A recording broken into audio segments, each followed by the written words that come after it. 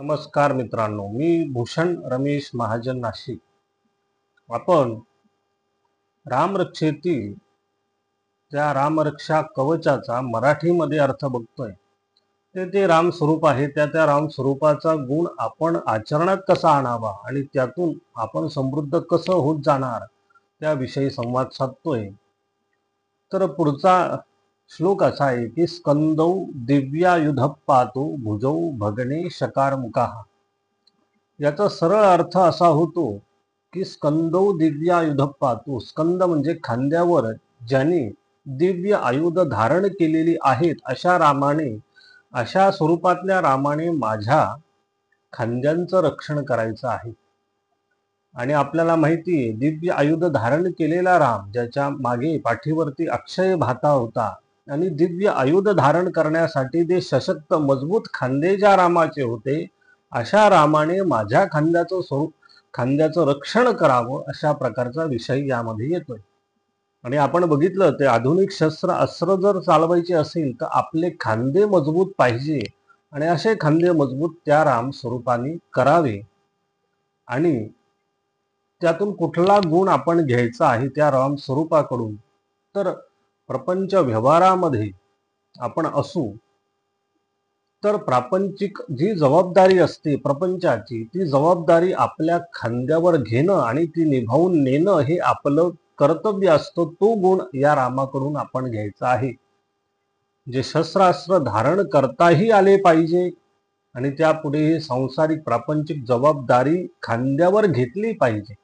वडीलधारी मंडळी जेव्हा निवृत्त होतात तेव्हा पुढच्या पिढीचं ते कर्तव्य असतं की ती जबाबदारी खांद्यावर घेऊन पार करणं. हा गुण या राम स्वरूपातल्या रामाकडून आपण घ्यायचा आहे. ते दिव्य आयुध धारण केले, त्यासाठी जी काही शक्ती लागते, जी काही ताकद लागते, जे काही खांदे मजबूत लागतात, कारण जबाबदारी ही खांद्यावर दिली जाते, हे लक्षात घ्या. मग ते खांदे मजबूत व्हावे आणि ते कोणी करावे? ज्याचे खांदे आधी मजबूत आहे तो राम.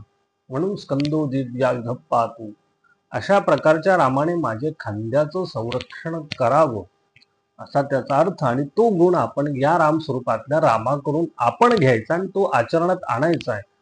म्हणजे रामरक्षा आचरणातून समृद्धीकडे नेणारी कशी ठरते, जेव्हा आपण हा विचार करू, हा गुण घेऊ. पुढचा विषय भुजौ भगने शकारमुखाः. भुज आणि भगन, शकारमुखाः. कारमुक म्हणजे धनुष्य आणि भुज म्हणजे हात. जे खांद्यापासून मनगटापर्यंत आपले जे हात आहेत त्याचं संरक्षण कोणी करावं? ज्याने भुजौ भगने शकारमुखाः, ज्याने भगवान शंकरांचं धनुष्य, कारमुक म्हणजे धनुष्य, भग्न केलं, अशा स्वरूपातल्या रामाने माझ्या हातांचं रक्षण करायचं आहे. मग इथे हातांचं रक्षण त्या स्वरूपातल्या रामाने का करावं? तर ज्याने भगवान शंकरांचं जे धनुष्य होतं त्याचं भग्न केलं, म्हणजे भुजांमध्ये इतकी ताकद होती की भगवान शंकरांचं धनुष्य ज्याने भग्न केलं, अशा रामाने करायचं, इतकी ताकद रामांमध्ये होती. आणि आपल्याला तो प्रसंग माहिती आहे की सीतेचं स्वयंवर, सीतामातेचं स्वयंवर होत होतं तेव्हा राम तिथे उपस्थित होते आणि विश्वामित्रांनी त्यांना सांगितलं की रामा, हे धनुष्य भग्न करा. म्हणजे ती जबाबदारी रामांवर दिली. आयत्या वेळी येणारी जबाबदारी व्यवस्थितपणे पार करण्याचं सामर्थ्य प्रभू रामांमध्ये होतं, ते त्यांनी करून दाखवलं. आणि त्या शौर्याच्या नंतर मग सीतेचं स्वयंवर रामांशी झालं. म्हणून करू सीतापती पाहतो, पुढचा श्लोक त्या पद्धतीने येतोय. मग जी आयत्या वेळी जबाबदारी येते ती निभावून नेणं हे हाताचं काम असतं. जबाबदारी पेलायला हात समर्थ पाहिजे असतात, जी रामांनी पेलली, जे भगवान शंकरांचं धनुष्य भग्न केलं, असे राम, त्यांनी माझ्या हाताचं रक्षण करावं.